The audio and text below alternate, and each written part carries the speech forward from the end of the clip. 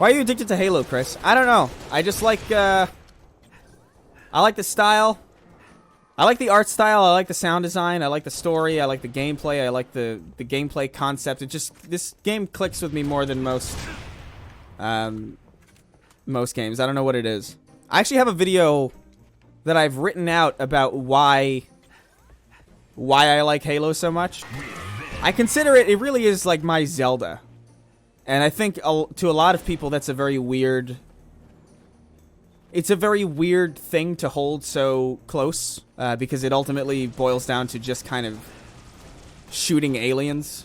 Big green man good is really what Halo kind of boils down to. But I think I have an interesting kind of past associated with it. I think I have kind of an interesting reason. So yeah, I don't know. I've been thinking about it. It's hard to explain. Halo 2 specifically has a lot of weight for me personally for a lot of different reasons. And like Halo 2 was the point where I jumped in and like actually started to like it, because I had liked Halo Combat Evolved a little bit. I wasn't really blown away by it.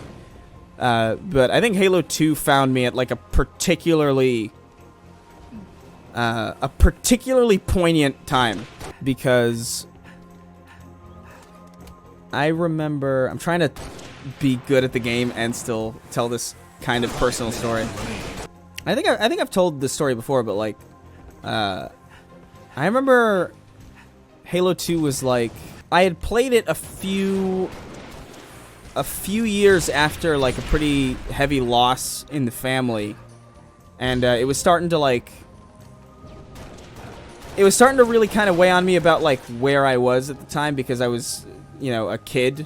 I was like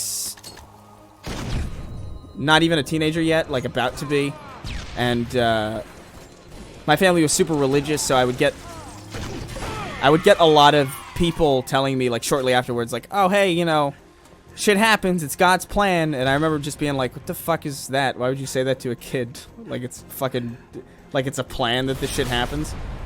So I remember just struggling a lot with religion specifically at that age and at that time.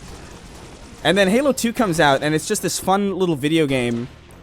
And then at some point through playing it, I realized that half the story was about this fucking alien coming to terms with the loss of his religion. And I don't know, it was like a really perfect moment for that game to kind of cross my path, because I think I identified heavily with it for that reason.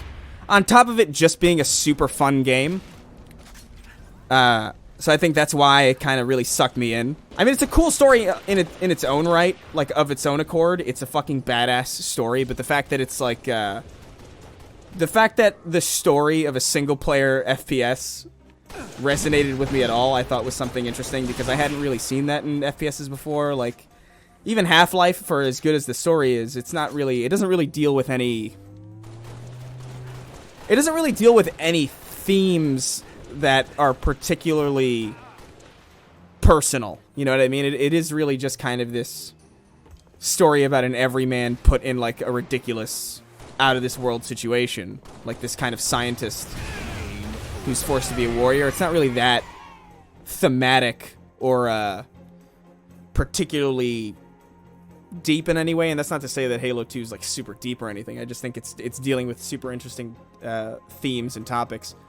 So, you know, I don't know, at the time I really identified with it, and obviously there's Halo 3, which is like the way that I met so many of my friends.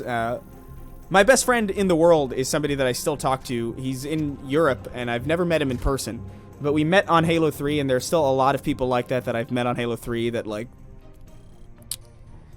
that I still keep in touch with because of Halo. I don't really know how to explain it. It's just a very seminal kind of game for me in a lot of different ways.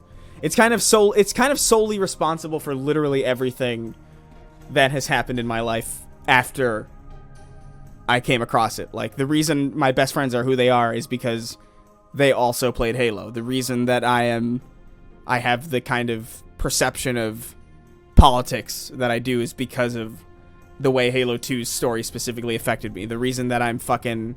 the reason that I even started making content in the first place was because of all the stuff that I was seeing people on Machinima do, like stuff like Adam Kovic.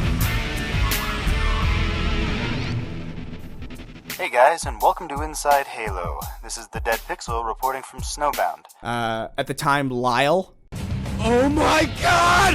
Run for your life! He's got the Halo 1 pistol! At the time, you know, people like Darkspire Films and Rooster Teeth, and I was seeing all these people who were like, yo, what the fuck? These people are making movies in Halo? That's so fucking cool. And I wanted to be like a filmmaker, but I didn't have any like equipment or I didn't have any money, so I would just make these little movies in in Halo, and I would put them on YouTube, really just for my friends. And that was really the reason I kind of started my YouTube channel back in 2007. You can even check the date of when the YouTube channel started, and the channel started in November. So it's and Halo 3 came out in September, so it's like 2 months after Halo 3 came out, I started a YouTube channel because I was that enthralled by the idea that you could just make shit. So yeah, I mean, it's a super important game to me. And that's kind of why I'm still kind of loyal to it, even when Halo 4 and 5 are kind of awful. I know it'll never be that for me again. I know that there's no other game that's going to affect me in the way that Halo has. I know there's no game that's going to be as seminal as Halo 3 ever again. I restarted Reach, by the way, so we could hopefully get people in. But I don't know. I just, yeah. That was a long way of me saying I like it. But there's really strong reasons for it, and I think they're relatively understandable. I'm so scared. This is so precarious.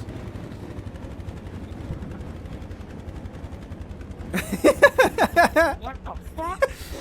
Okay, that line just explodes whenever. That's bullshit.